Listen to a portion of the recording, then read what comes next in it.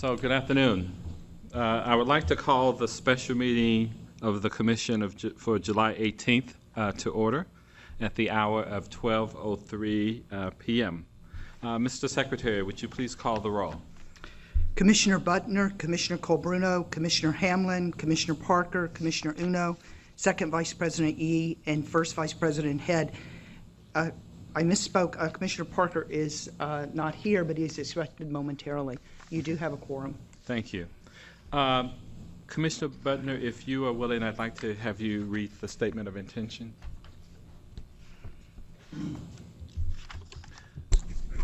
We are a governing board whose authority lies within the entirety of the board.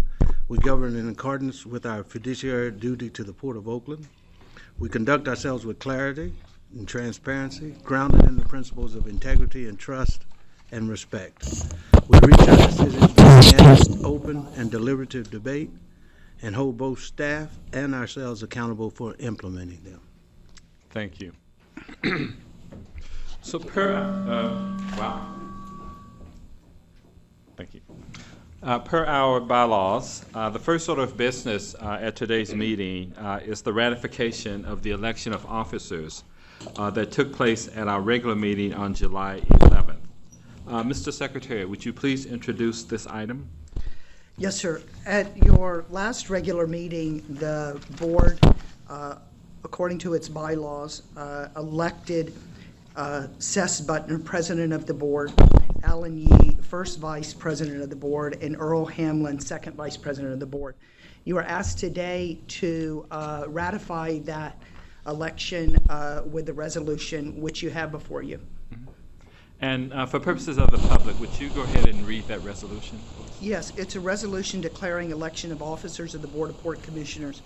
Resolved that after an election of officers of this board held pursuant to its bylaws at the last regular meeting, at this special meeting of July 18th, 2013, the following officers, to wit, Cess Butner, President, Alan Yee, First Vice President, Earl Hamlin, Second Vice President, hereby are declared to have been and are duly elected to serve in the capacities indicated effective July 18th, 2013, and until their successors are elected by the board. Thank you.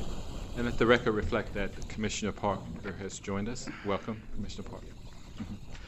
Before asking for a motion on this resolution, I'd like to at least give our three proposed officers one last chance to back out. Hearing none, I will now take a motion on the resolution. Moved by Commissioner Parker, seconded by Commissioner Colbruno. Are there any questions from commissioners on the resolution? Mr. Secretary, are there any speakers on this item? There are no speakers on that item. Hearing none, would you please take the roll on the vote for the resolution? And I'd like individual voice vote. On the resolution declaring the election of officers at the meeting of July 11th, 2013, Commissioner Butner. Yes. Commissioner Colbruno. Aye. Commissioner Hamlin. Yes. Commissioner Parker. Yes. Commissioner Uno. Yes. Second Vice President Yee. Yes. First Vice President Head. Yes. The motion is passed unanimously. Thank you.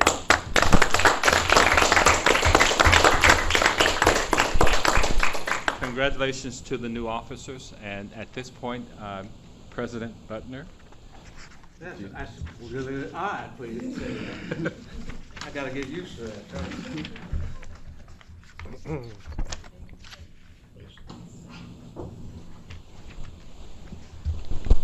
Thank you, Deborah.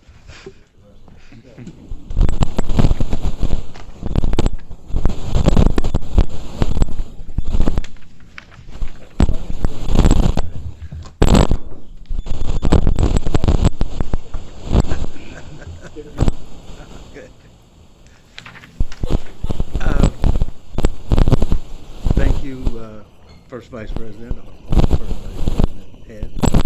We appreciate it. To my fellow commissioners, I am both honored and humbled that my fellow commissioners would select me to fulfill this responsibility. While I graciously accept, I must also speak to my vision, to the direction of the port. First and foremost, We must continue our path toward a more transparent and open process for our deliberations that began during past President Gonzalez's tenure. I pledge to you that we will continue and improve our process to be more responsive to all of the public input and questions that we receive. Secondly, I will lead this commission and staff to work more collaboratively with all of our stakeholders, community groups, business partners, unions, developers, and most importantly, the city and the region as prescribed by state Tidelands Trust responsibilities. Finally, we will move with a more urgent nature around our business development opportunities, whether in the area of real estate development or maritime import-export opportunities or airport passenger and cargo expansion.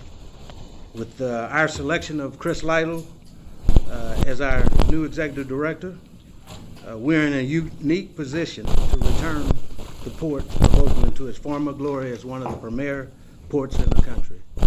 Together, with thoughtful, deliberate, focused, hard work, and urgency, we will get there, and we'll get there sooner as opposed to later. So thank you so much again, and I really appreciate the honor that the fellow commissioners have bestowed on me for this opportunity to be president. Mr. Porter, Attorney, do we have items for closed session? Yes, Mr. President, we have an item, conference with legal counsel regarding existing litigation, SSA terminals versus the City of Oakland acting through the Board of Port Commissioners. We have also an item, conference with property negotiator, parcels within Columbia base. Those are the two items on closed session.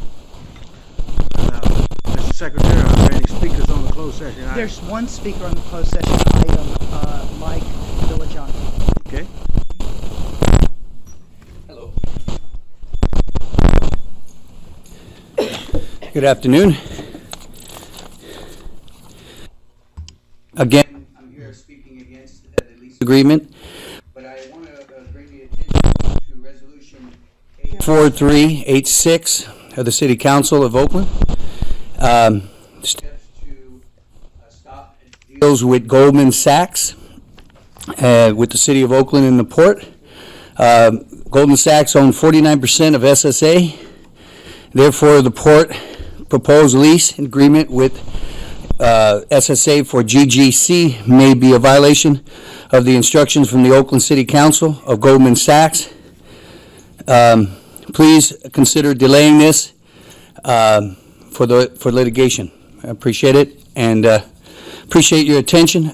This committee, I appreciate your hard work, but I believe that we need to work harder. I heard what you had to say about turning this port back into the glory days, I guess you want to call it, but I think that we have a great opportunity to do that, and the growth and to increase our value, our market share is possible, but doing it with labor is what we need to do it with, not excluding or working around labor. So thank you very much. Are there any other speakers? That concludes the speakers. Okay. At the hour of 12:12 p.m., we will adjourn into closed session. For members of the public, we anticipate that today's closed session will take approximately 30 minutes or so. I think. Mr. Chairman, I'm sorry. Yes, sir. I sent each of the councilmen and, oh, sorry, I forgot to say this. I sent you all An email letter that I'm addressing to the mayor of Oakland, but also CC'd, copied everybody. I have it here. You probably didn't receive it. Mr. Vigilante, they did receive it, and Okay. it is available for the public. Oh, thank you. I arrived late, so I appreciate it. Thank you.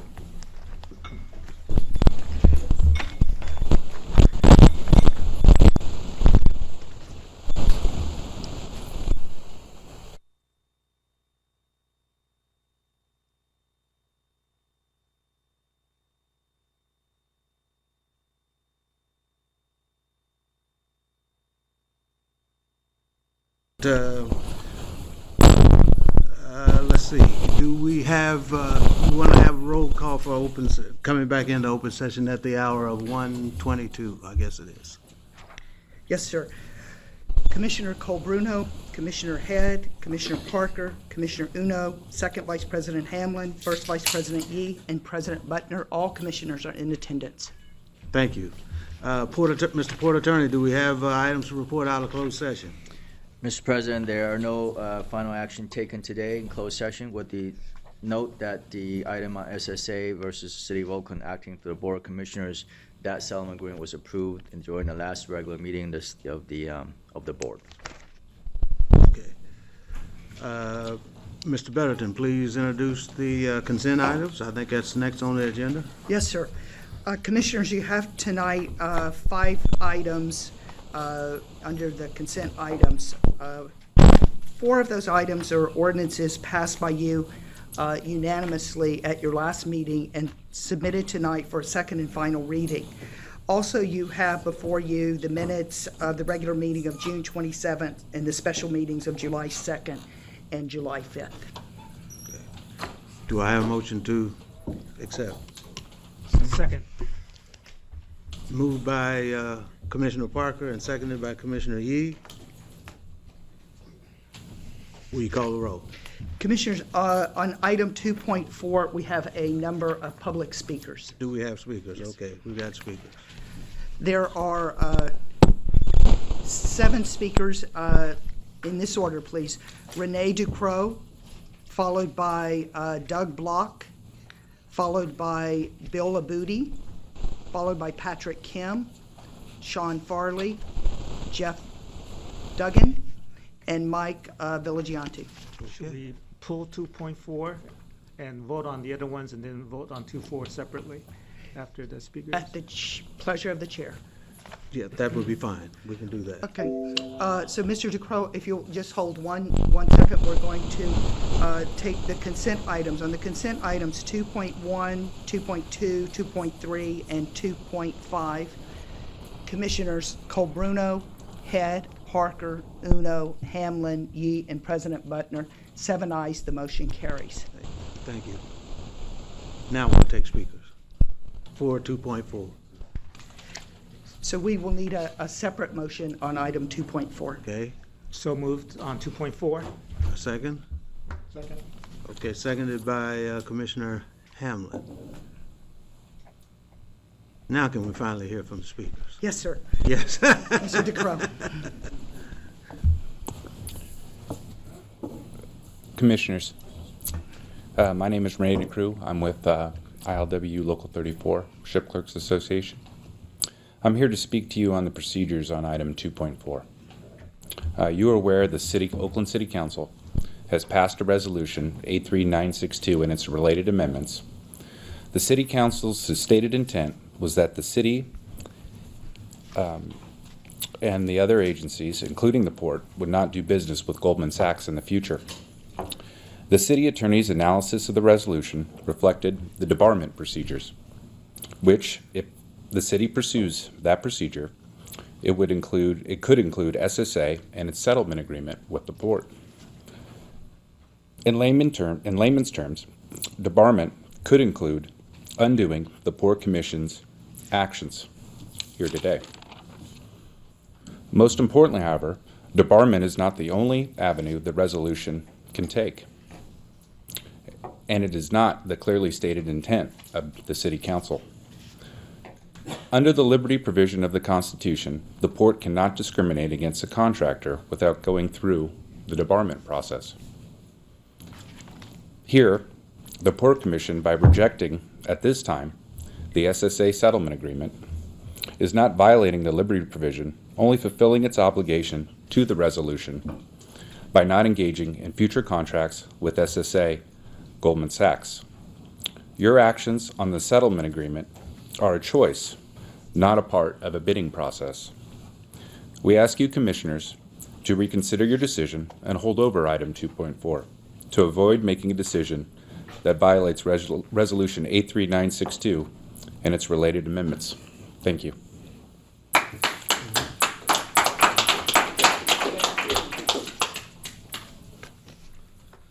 Good afternoon, Commissioners. My name's Doug Block. I'm with Teamsters Joint Council 7. I'll be brief and just repeat my comments from the last meeting. I did take a look at the letter from ILW Local 10, and they raised a lot of issues, which I'm not going to speak to today. I only want to speak to the issue of jurisdictional disputes between unions as it relates to this matter, and we are very small fish in this as we represent 5 tire changers at SSA and have for decades and will never represent more than those 5 members. However, we do believe that jurisdictional disputes between unions are a matter for the National Labor Relations Board to look at and not a matter for this Port Commission to decide. Thank you. Mr. Abudi? Okay. Patrick Kim?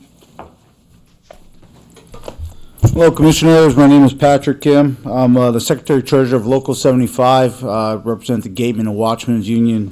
We work here in the Port of Oakland, about 200 members. I spoke to you before, so I'll just reiterate again. We hope you vote. I hope you vote this down. Between APL and TTI, they give us between 120 and 180 jobs a week for the year.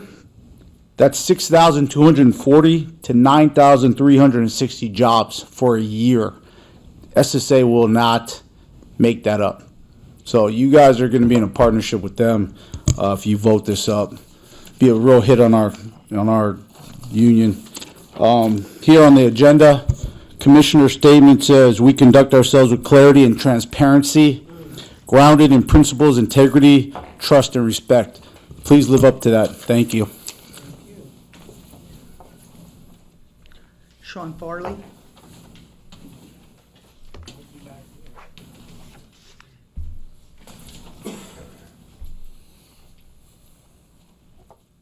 My name's Sean Farley. I'm the president of ILW Local 34. I've been in front of you guys before. Some of you know me and others don't.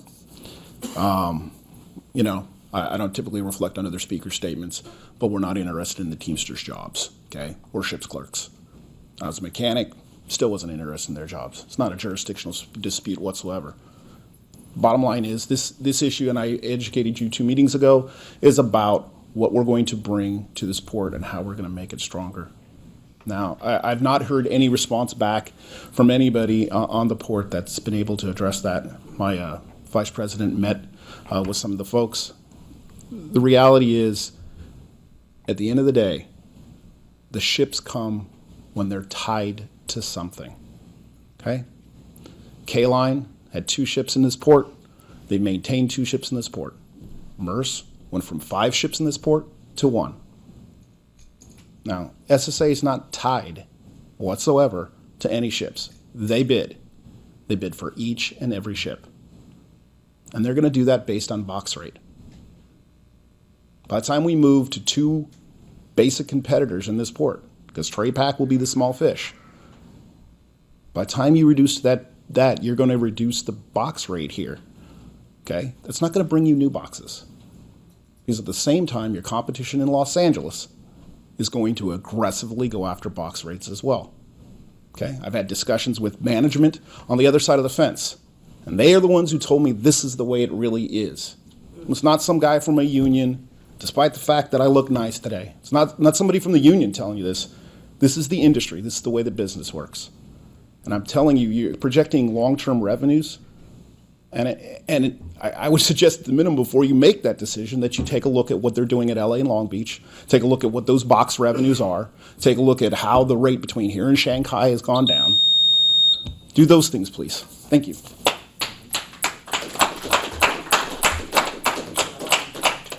Jeff Duhagen?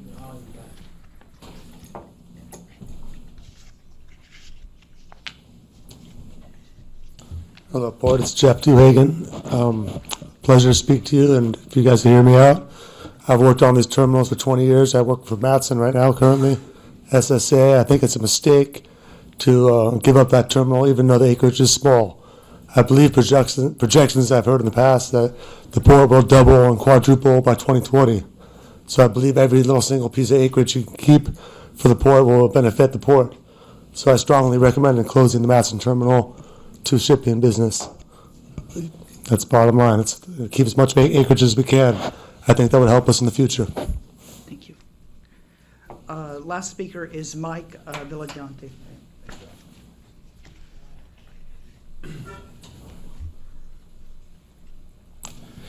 I'm not going to speak and repeat myself anymore because you've already heard our positions. But I will address Mr. Block's comment about letting the Department of Labor decide who works on the waterfront.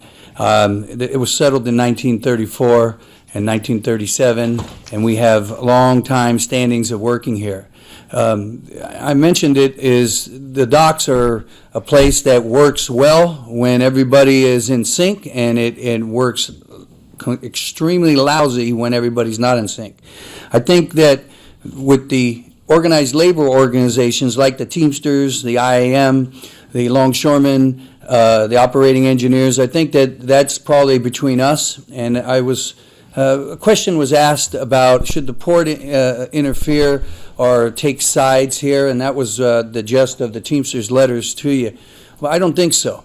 But you shouldn't also help them or help the companies void out contracts that they have that are good contracts, that have been good contracts for many years with the workforces. And we, as an organization, help this community a great deal. Our jobs are given to the community. We use systems that have given a preferential placement of workers from Oakland and from the East Bay and throughout this region. So I think that we need to look at these things. And part of why we are arguing not to do this, because you're speculating on the market, and you're speculating on a lawsuit that really, the value of that lawsuit, I understand if you lose it, but I also understand what you're giving up. And you're making a big terminal, or large super terminal that you guys refer to, that you already have. These docks take these super ships right now. Now, APL can't. But your plans on moving mats in there and possibly making a stadium at Grove Street. And I'll conclude. We're against it, and we're going to fight you every way we can to changing Howard Street to a baseball field. That is port property, and it needs to stay that way. Thank you.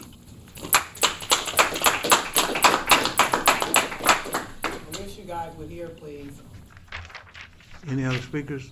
Secretary? That concludes the speakers on item 2.4. All right. Discussion on 2.4. Do we have any comments from the commissioners? Or on what we've just heard from all the speakers?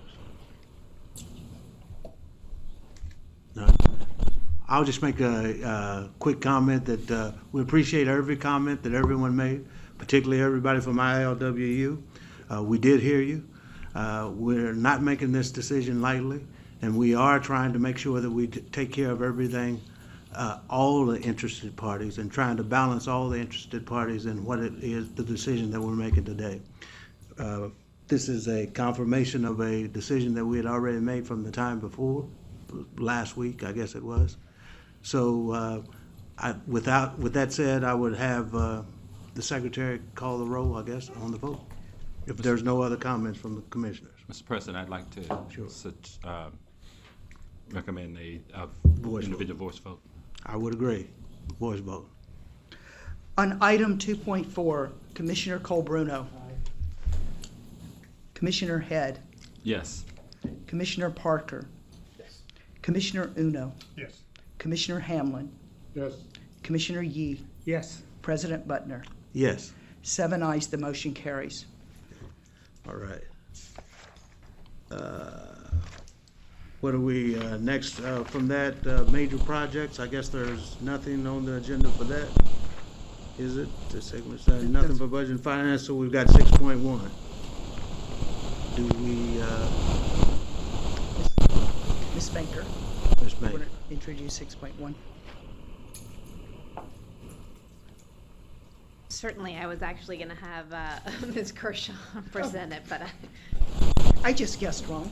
Okay. that's all right. Director Kershaw. It's probably mine.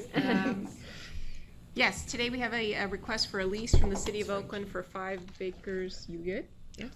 5 acres of land on the former Oakland Army Base for city park truck parking operations for a period of 30 months.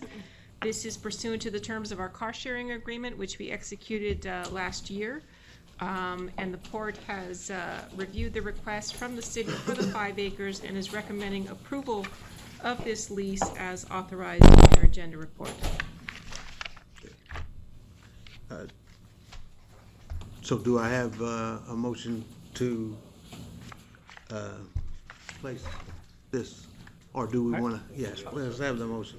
Let's put the motion for it. I will move to accept the lease with an amendment that that the subtenant be approved and qualified under the port's rules and regulations and obligations. I think there is a concern here that the proposed subtenant. Let's get your motion on the floor first. Yeah, the motion is to approve the lease as proposed, but subject to the approval of the subtenant by the port. There is a concern here whether the subtenant as being proposed by the city will meet the obligations of the lease. We do not want the trucks back on in West Oakland. We do not need, we have an obligation to keep those trucks off of West Oakland. This operation is critical in terms of our obligations.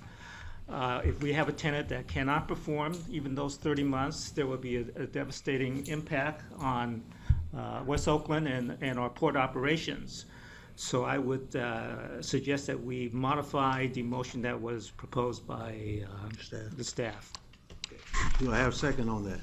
Second. Okay. Do we want to clarify the motion? Mr. Chair, in light of the hearing is the mover of the motion wanting to modify the staff recommendation motion, it might be beneficial to have some direction from the rest of the board members in terms of what those modifications may be. Then what I'll do is busy take notes and summarize those, and then I'll propose a substitute motion for you based on your discussion. That might be, if that's okay with the Is that according to our rules of order here, Secretary? Can we have a discussion here without having a motion on the floor? Sure. Yes, Okay, fine. Any comments from anybody concerning the whole issue of 6.1? Commissioner Hamlin? Well, yeah, and this would apply to any subtenant.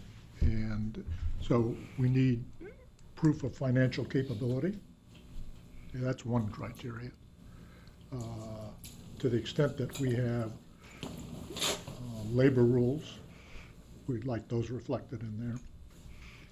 And there may be other criteria that other commissioners have that we've discussed. But. Okay. Any other commissioners? Commissioner Uno?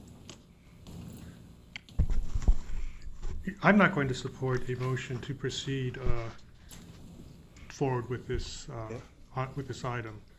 And I'll be very honest, I think it's been put upon the port by the city in handing us a situation to become a fait accompli with a bad action on the part of the city. And I hate to say that we find ourselves in a situation that makes us very uncomfortable.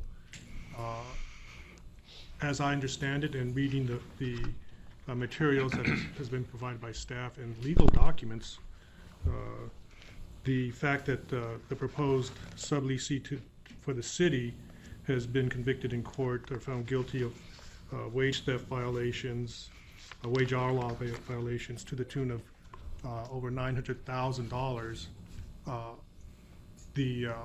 This situation that we find ourselves in is not of our making. The city made certain decisions and now wants us to go hand in hand with them, with the subleasee, that we actually have the ability to say no. We can say no and say, you find a leasee that is capable, who has no record of wrongdoing in the court. We think that the wage theft violations do not reflect our values, our requirements, in fact, of who we lease to. These are minimum standards, quite frankly, for who we expect as tenants for the port. Why would we have a lesser standard for what the city decided, and whatever their wisdom was to go down this path? It's a terrible situation when local residents are pitted against workers in this kind of situation where we are being presented with a potential leasee who has violated wage hour laws, violated workers by not paying them the proper wage, breaks, misclassifications. This does not reflect our port. If we were presented with this kind of situation here at the port, we would say, no, this leasing does not meet our requirements. That alone speaks to me in a way that to say that, no, we are not going to go down this path. This commissioner will not go down this path of accepting a bad decision judgment situation by the city. There, in my opinion, there should be scramble time now to find somebody to provide the parking. We're talking about keeping the trucks out of West Oakland.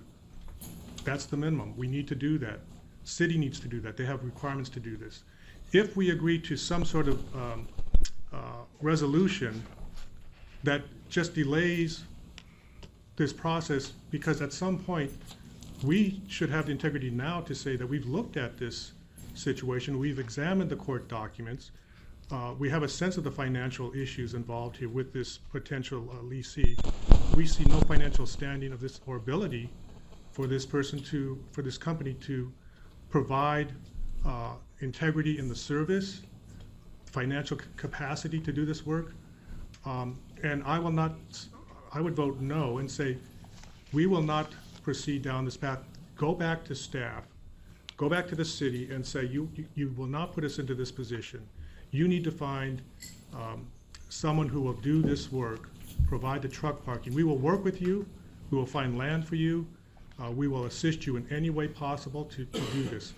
When I chaired the commission and we went to the comprehensive truck management plan, we had a commitment to keep the air clean, to keep dirty trucks off the road, away from our port, and we had standards of values.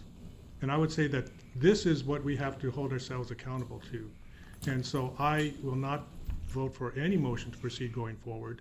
I would instead direct the staff, utilizing some of the concerns that we have regarding integrity of the issues and concerns, not in a resolution or ordinance going forward, but no, you resolve that before, and then you bring it back to us, and then we could vote on that. So those are my issues and concerns, and to concede on any of this now would be a big mistake. Okay. Other commissioners? Commissioner Parker. Yeah, so I think that as we look at any proposal, what strikes me is these trucks going back to West Oakland, and we've talked about the emissions and the people in that community.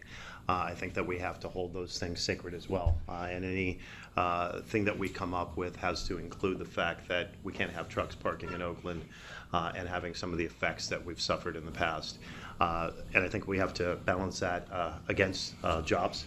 We clearly don't want to have a dampening effect on our economy, but also, as my fellow commissioner said, making sure that people are paid fair wages for what they do.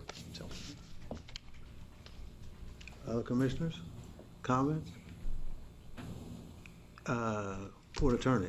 Sure, let me. Wait a minute. Did you have one more? No. Go ahead. Okay, Port Attorney, do you have? So, listening to the comments, let me take a stab at the proposed amendment to the motion. The motion would still approve the proposed lease with the city, however, subject to the following conditions. Number one, that any proposed sublessee under the lease shall be subject to the prior approval of the executive director, provided that the city shall provide reasonable satisfaction to the executive director in her reasonable discretion that any proposed sublessee will satisfy the following conditions. A, the sublessee shall demonstrate the ability to perform the required services and all the obligations under the lease. B, the sublessee shall have the required financial capacity and demonstrate creditworthiness to satisfy all financial obligations under the lease.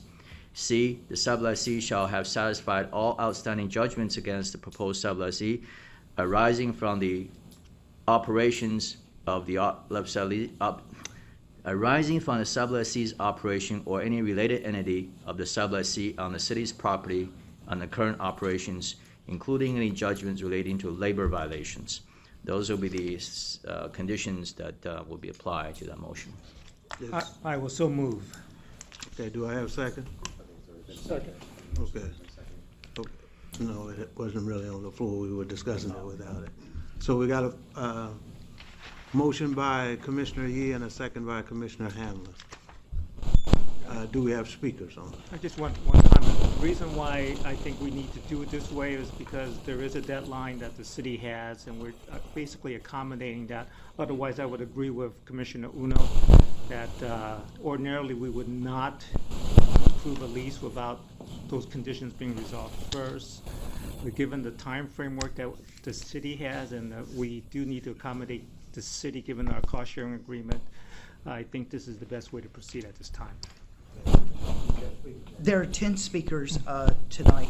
The first speaker is Doug Block, and two speakers, Felix Martinez and Adolph Felix, who are both here, have ceded their time. So we will have 6 minutes, Mr. Block. Thank you. I don't believe I'll need 6 minutes. Again, my name is Doug Block. I'm with Teamsters Joint Council 7. I'm also speaking on behalf of the Alameda County Building and Construction Trades Council, and send greetings from Andreas Kluver, the Secretary Treasurer.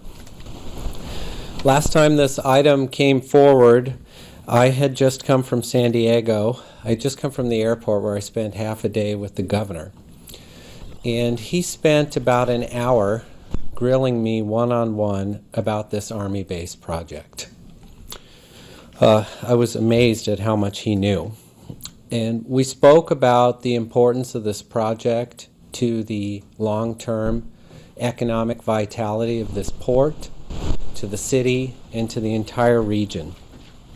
And while we did not speak about this particular issue, it actually sickens me that one employer can hold this whole process hostage by refusing to move while we're facing deadlines with $242 million of funding at stake.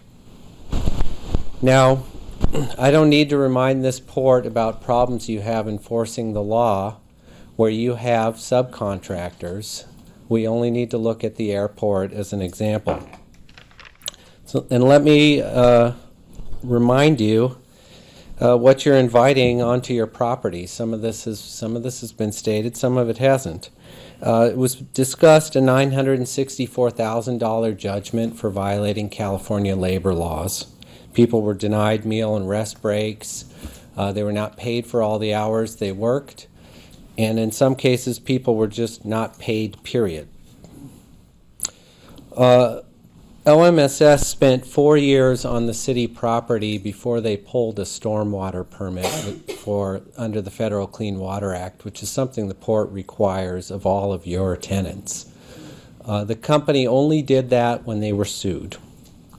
And I'll remind you that at one point you had an ENA with OMSS to manage your 15 acres of truck parking, and severed that agreement when a lot of these issues came up.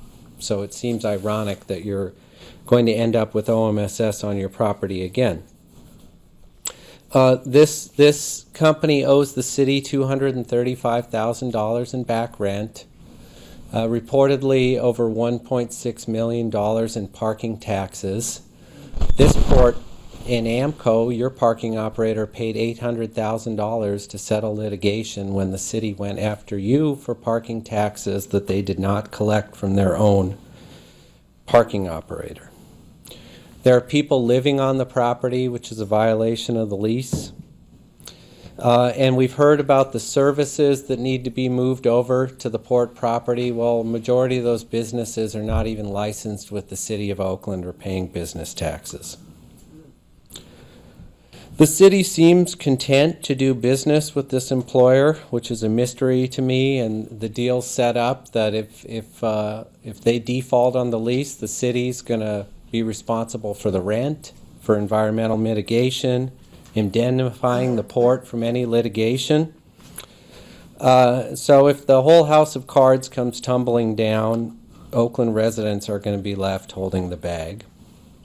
And I guess my question to the port is, if OMSS is refusing to leave the city site right now, if everything falls apart, what comfort do you have that OMSS will leave the port's property?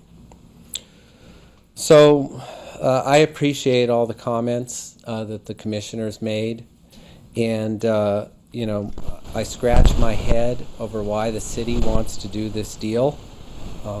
City staff have told me it's kind of a game of political football, and I guess I'm here to say that the port doesn't need to play the game.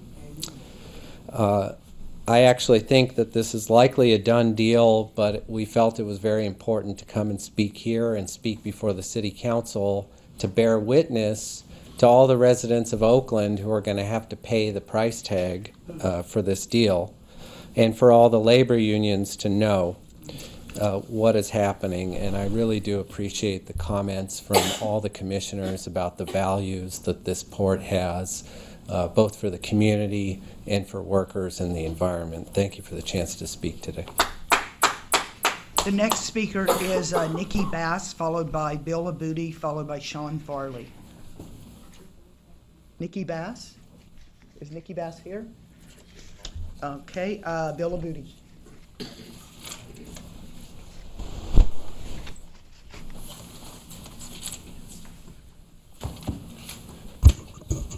Good afternoon. My name is Bill Abudi. I wear a couple of hats, and those hats were mixed up in front of you just a few minutes ago. I'm here to support the motion to move with the 5-acre lease on the OMSS site, and I represent OMSS. All of the garbage that was dished out is nothing new. It's too long to get into. I actually put up a website so people that want to see what the issue is, go onto the website. It's helpabtrucking.com.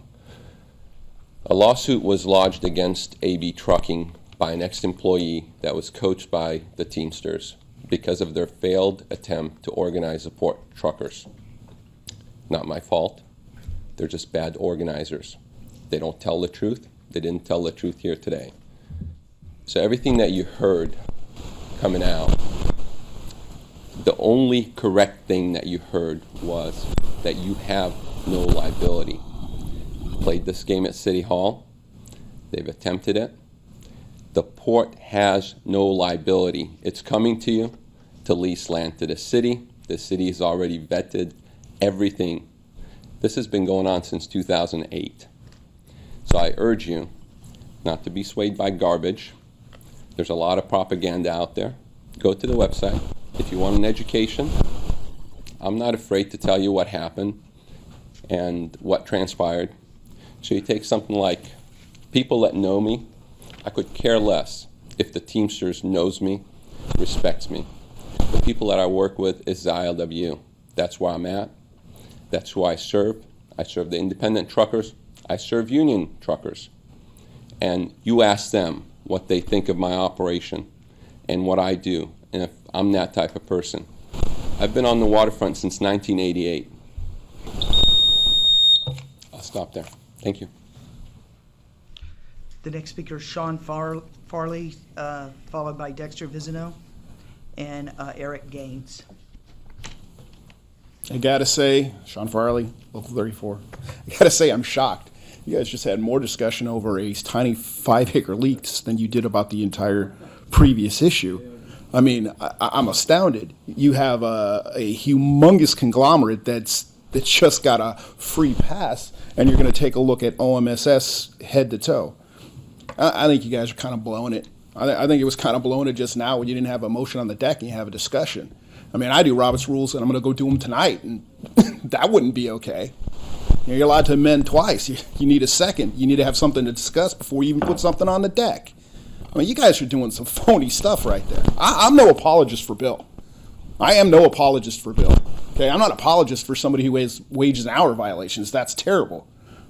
But for you guys to go in there and make the level of scrutiny that you're going to put on Bill, and you're going to turn around and do what you did with SSA, you got to be big and sue you before you get the same kind of treatment? Because if that's the case, I'm going to tell Bill, hey, Bill, sue him. Because at least then you get some fair treatment here. I mean, that's incredible. You know, he's got to live up to the laws like everybody else. He should get the same scrutiny as everybody else. Okay, for you guys to make a separate amendment to try and put it through some level of scrutiny, so where were you guys in the vetting process to begin with? Okay, you guys just finished going through the situation with Goldman Sachs.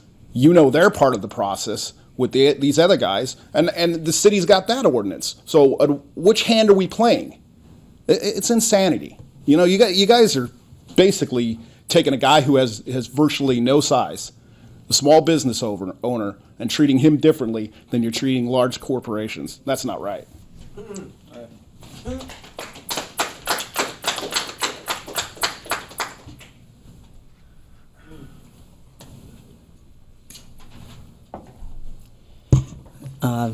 To your commission, Dexter Vizanoff speaking on behalf of OMSS. I just want to reiterate a couple things. The city has vetted this. Number one, there's two discussions. There's an A discussion, which is OMSS, and there's a B discussion, which is AB Trucking. And the two are separate. And the city attorney has determined that they are separate issues, not to be combined and mixed as the same. They are not the same. They're separate. Number two, it's a civil matter with AB Trucking. It's not a criminal matter. It's a civil matter. An appeal has been filed, so it's still in the courts. So the decision is not final. So the port has also, the city has also determined that it will not pass penalty upon a private entity based upon a civil matter. So is it the port's job to penalize what the courts would put in for penalties? The point has the courts have their own penalty structure and their own penalty process. So why would you, on top of what the courts decide, put in on this small private business? To me, that's not fair, and it's not a done deal. So it is a civil matter. It is not a criminal matter. It is separate. And this is a deal between the city and the port. And the city is accepting liability. So let the city worry about the issues that they have to deal with this tenant. But it's not AB Trucking. It is OMSS. And the civil matter is against AB Trucking.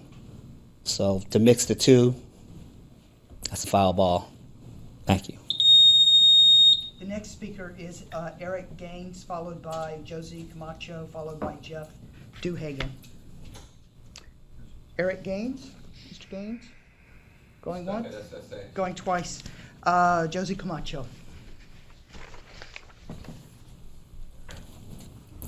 Good afternoon, Port Commissioners and staff and folks in the audience.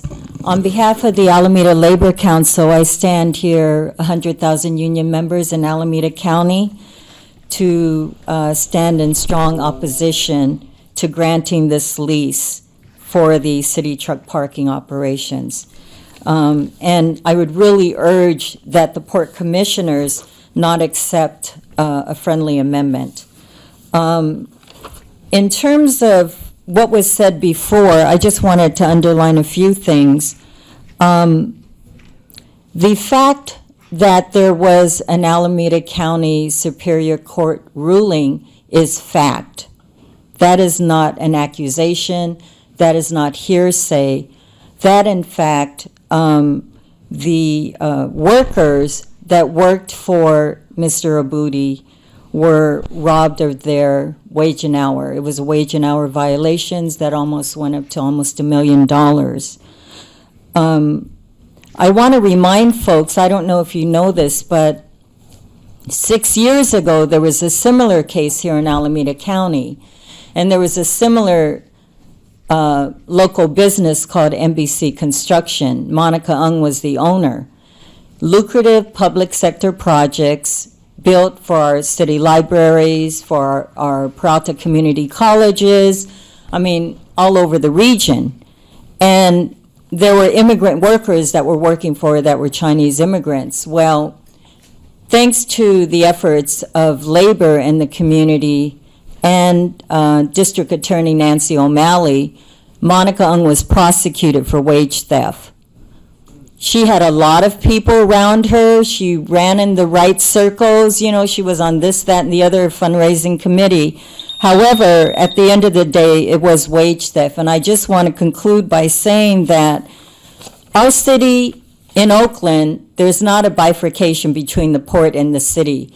We all are here in the city, we are residents of the city, and as a taxpayer, and thousands of our members that get impacted by this, we should not accept business as usual and make sure that we have a transparent and a trusting community and port commission. Thank you. The last speaker is Jeff Duhagen.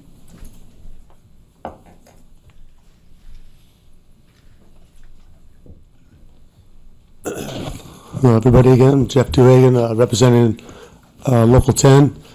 I will speak where Sean spoke on, that you have given all this attention to this little piece of property when this SSA deal was a multi-million-dollar deal with a lot more revenue, obviously.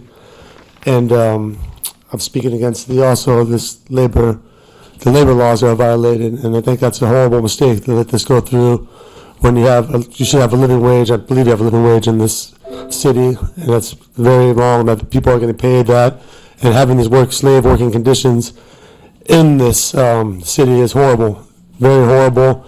The one good thing about the unions, Longshore and all the union Teamsters, we fight for a living wage. To accept this kind of offer and have these kind of people working for sub wages and working with these kind of conditions is unacceptable. I believe you should not let this go through. I feel for the truckers, for this company, but you got to have fair wages in the city. It's very wrong to treat people like that, and it's a shame that you didn't give more consideration to the other deal too with SSA. Thank you. That concludes the speakers. From the commissioners, any commissioners? Yeah,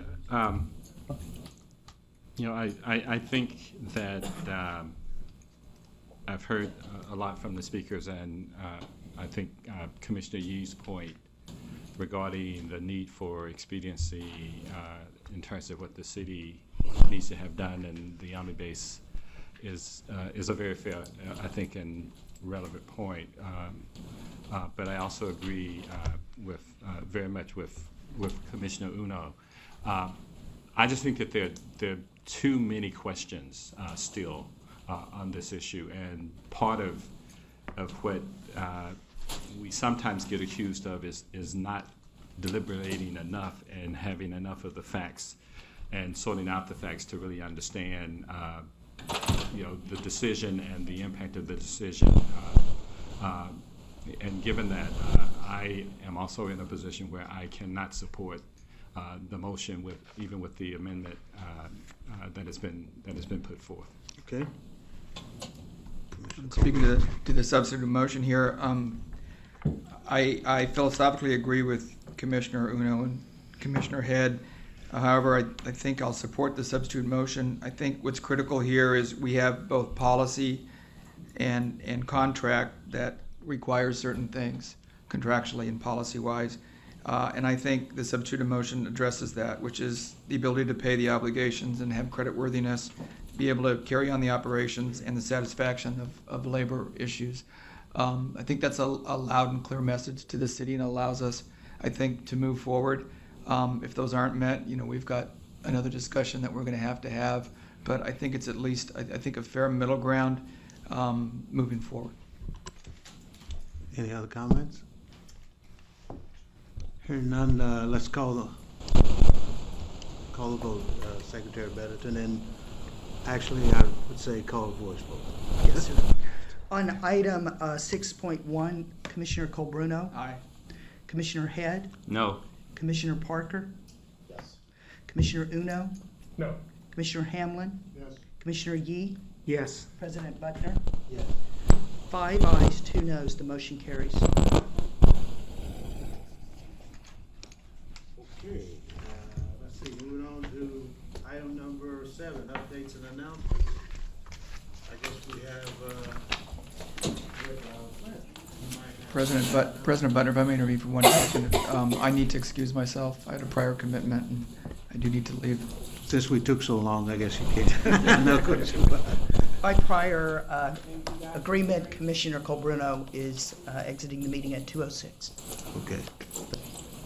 Thank you, President. I would like to take a few moments to acknowledge the efforts and contributions of a staff member that has been very valuable to the Port of Oakland, and in so doing would ask that Lawrence Dunnigan approach the podium so I can see him as I speak about him. And Lawrence has recently moved on to an entrepreneurial and very promising endeavor outside of the port. But Lawrence served at the port for 5 years. I didn't know what was behind me. Good to know it's a beautiful view. For 5 years, Lawrence served at the port and has been a real pleasure to work with. For my last 10 months, he's really been a person that brings a lot of energy and commitment and expertise. He has a strong history here, joining the port back in 2008 in the throes of the Great Recession, and his efforts solidified good customer relationships and global industry relationships as well. He was a great contributor to the Oakland Army base, to the recent, just approved today, settlement agreement with SSA, and has been a very valued colleague at the port. So on behalf of all of the port leadership and the staff, Lawrence, it's been great to work with you. Thank you for what you've done for the Port of Oakland. We wish you the very, very best. Wow, thank you.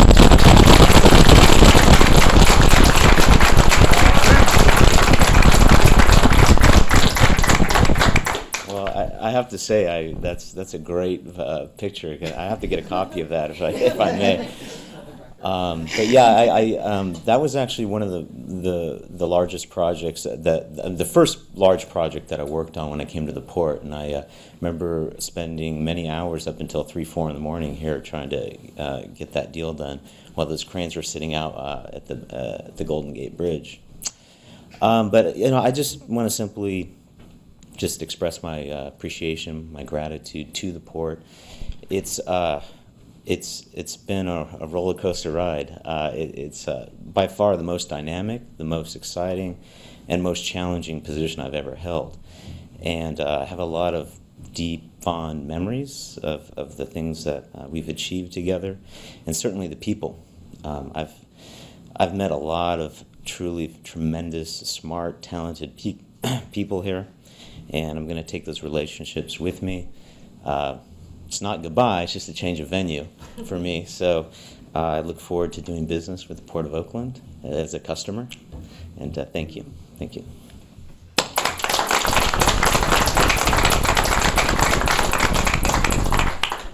Thank you so much, Lawrence. You're going to be missed. We were in a lot of meetings together, particularly in the last few months here. I would like to announce the appointment of a new ad hoc committee. Under Section 1, Article 5 of the bylaws, I'm announcing the appointment of an agenda setting and planning ad hoc committee.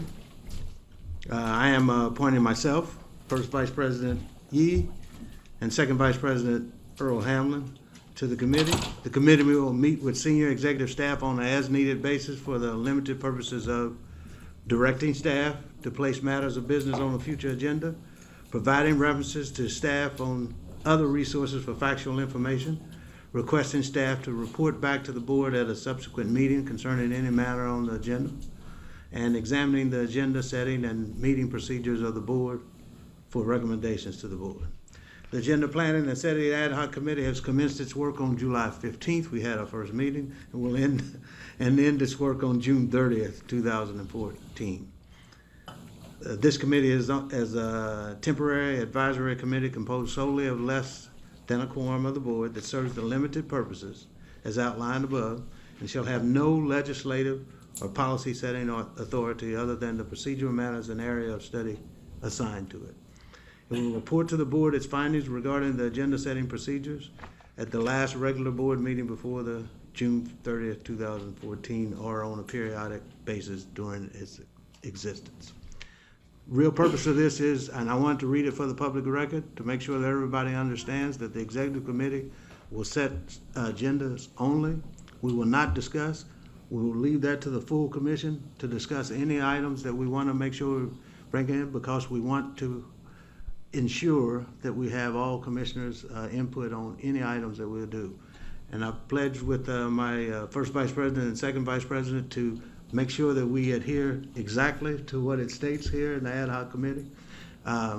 so that we'll be open and transparent as we possibly can in our processes that we go going forward. Secondarily, I'll say that I've also asked staff to begin work on those priority items, and we'll probably set up ad hoc committees for some of those priority items that we'll have discussion on by the full commission at the next meeting, and determine which ones those are, and I'll probably set up the ad hoc committees for those in there too. Once we get those designed, and we have the commissioners that are interested in any one or the other, or how I best feel it represents the entire commission for the ad hoc committee, we'll tackle those in priority fashion. And if I would say so myself, I'll put in a thought that one of those items certainly needs to be the Army base and how we're moving forward with the development that we have in there on our side of the property. Any other? President Butner, I just, for clarification, you referred to this as the agenda setting and planning ad hoc committee, but then you at one point said executive committee.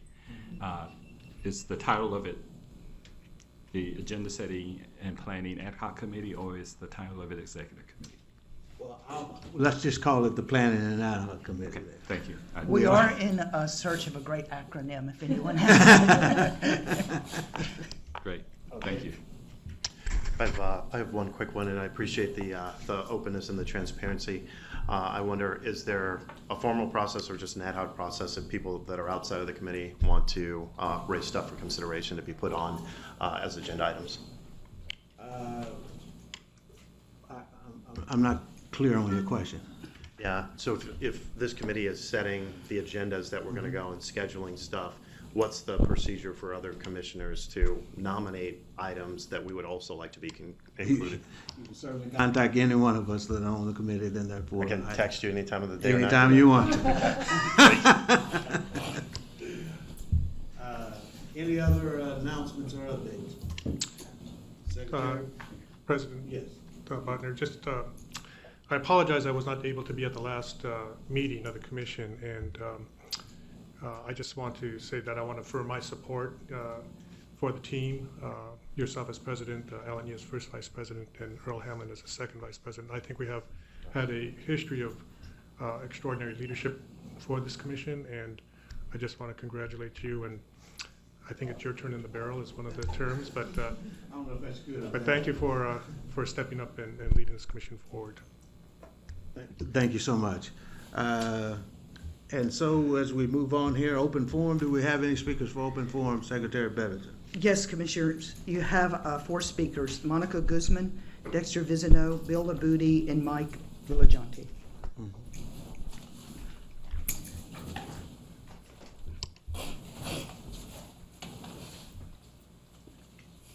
Any order.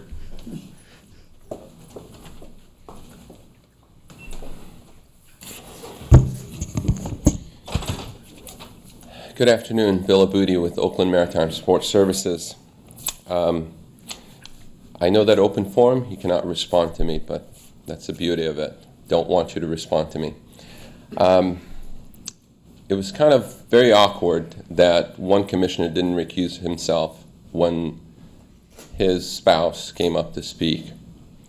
And you can tell how there's racism, and it's not based on skin color here, but it's based on whether you're union or non-union, you're an employer or an employee. And it's sad that we get to that state. I thought last time I checked, I left the occupied territories and I came to a free country called America. And there's a problem with it when somebody wants to be a business owner and is constantly getting hammered like a subclass because they're a business owner. Being a business owner is tough enough. It's even tougher in Oakland when you have a gang of thugs and special interests that's circling you and constantly hammering. You wonder why Oakland is stagnant. something needs to be done about it. I will not go down. I will fight. I will speak, because I no longer live in the occupied territories. Thank you. Ms. Guzman? Monica Guzman? Is not here. And Mike Villajanto.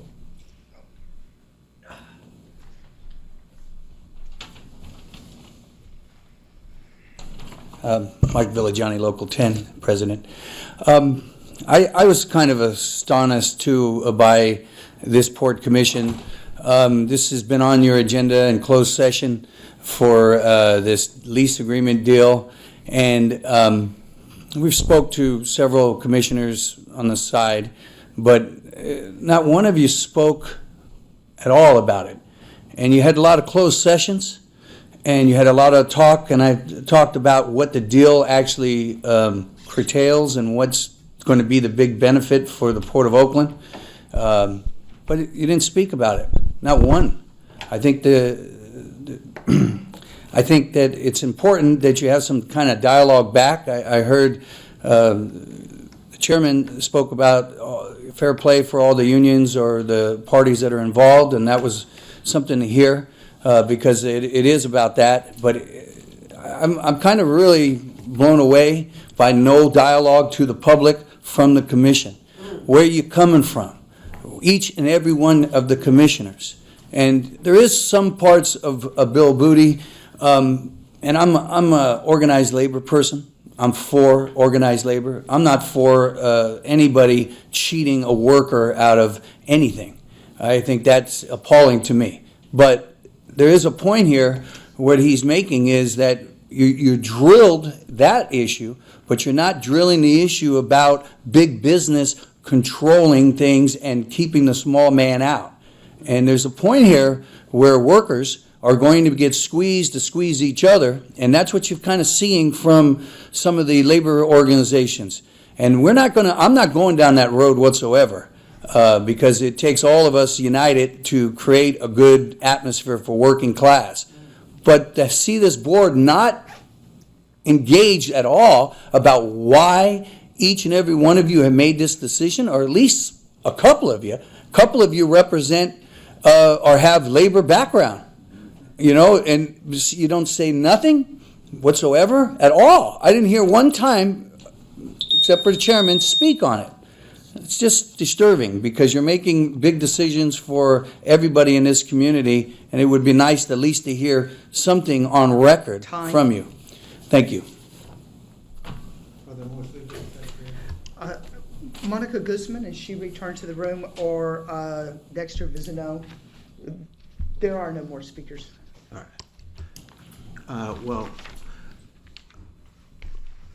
As one of the speakers said that we're not supposed to respond or what have you. I don't know if that's exactly what I would say. I would say is we should have conversation amongst the commissioners over all the subjects that we have speakers on. And therefore, we are changing the process that we will have in the future, which will be that we'll hear from speakers, then we'll have the discussion from all the commissioners after we've heard from them. And we can ask the questions ourselves and or of staff of any of the questions that are brought up by any of the speakers as far as the future is concerned. So we will have more discussion, I think, over the course of the next year. I'm still not trying to make the meetings too long, but I do want us to have full discourse about anything that anybody's coming to speak to us with public input and comment that we have. We owe it to the public, and we're going to make sure that we do that during the next year here. Okay? So the next regular meeting of the board will be held on July 25th, 2013, here in the boardroom at 530 Water Street at 1 p.m. Before we adjourn tonight's meeting, I would like to ask for a moment of silence to mark the passing of Joy Daniels. Ms. Daniels was a yard tractor driver and a member of ILWU Local 10. Our thoughts are with her family and co-workers. Minute of silence.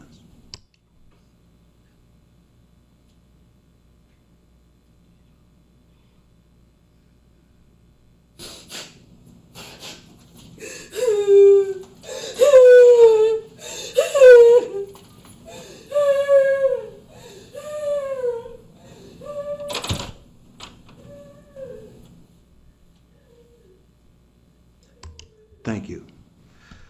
There being no additional business, we are adjourned at the hour of 2:22 p.m. Thank you.